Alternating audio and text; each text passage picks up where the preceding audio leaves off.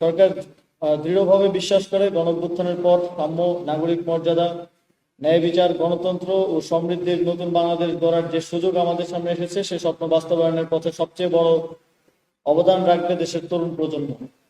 আর সেই লক্ষ্যে পৌঁছাতে প্রযুক্তি হবে মূল চালিকা শক্তি, বিশেষত বর্তমান চতুর্থ শিল্প বিপ্লবের বিশ্বব্যাপী প্রেক্ষাপটে, যেখানে প্রযুক্তি সমাজ ও অর্থনীতির পরিবর্তনের প্রধান হাতিয়ার।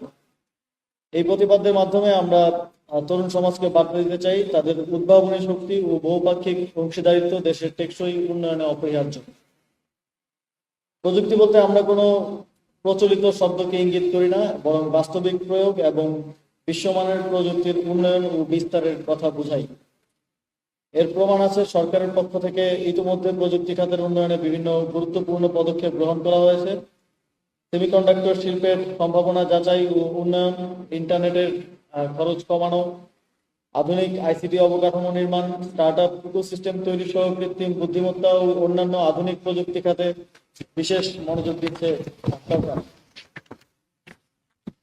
তরুণদের প্রযুক্তিগত সম্ভাবনাকে সর্বোচ্চ পর্যায়ে বিকশিত করতে অঙ্গীকারাবদ্ধ।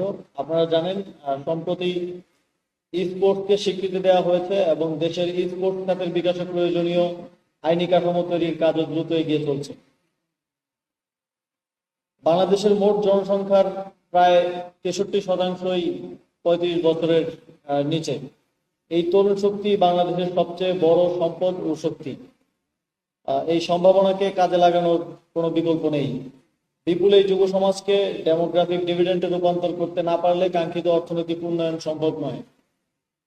যুগ যুগ ধরে এর নেতিবাচক প্রভাব আমাদেরকে বয়ে বেড়াতে হবে, কারণ এই সুযোগ প্রতিটি দেশে দেশে একবারই আসে।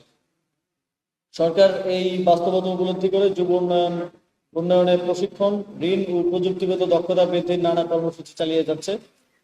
অধিদপ্তর সৃষ্টির পর থেকে 2025 সালের জুন পর্যন্ত 64টি জেলায় কার্যালয়, 70টি প্রশিক্ষণ কেন্দ্র এবং 501টি উপজেলা, মোট 83টি ট্রেডে প্রায় 74 লক্ষ যুবক যুব নারী প্রশিক্ষণ লাভ করেছে।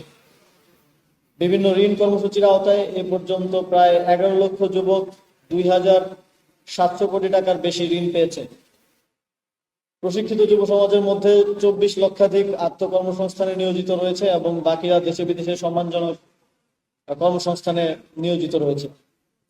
তাছাড়া যুব উন্নয়ন অধিদপ্তর ইতিমধ্যে 18,000-এরও বেশি যুব সংগঠনের সঙ্গে সম্পৃক্ত হয়েছে। এর মধ্যে 5,800টি সরাসরি অধিদপ্তরের নিবন্ধিত, 2,375টি স্বীকৃতিপ্রাপ্ত এবং অন্যান্যগুলো তালিকাভুক্ত। এসব যুব সংগঠন সচেতনতা বৃদ্ধি, দুর্যোগ মোকাবিলা, ত্রাণ বিতরণ, পরিচ্ছন্নতা অভিযান, টিকা প্রদান, রক্তদান সহ বিভিন্ন সমাজসেবামূলক কার্যক্রমে অগ্রগণ্য ভূমিকা পালন করে আসছে। এছাড়া যুব সমাজের স্বার্থে সরকার বিভিন্ন প্রকল্প বাস্তবায়ন করছে, যার মধ্যে উল্লেখযোগ্য বায়োগ্যাস প্ল্যান্ট স্থাপনের প্রশিক্ষণ সংক্রান্ত ইম্প্যাক্ট প্রকল্প, ভ্রাম্যমাণ আইসিটি প্রশিক্ষণ, ফ্রিল্যান্সিং প্রশিক্ষণ প্রকল্প, যানবাহন চালনা বিষয়ক প্রশিক্ষণ। এছাড়াও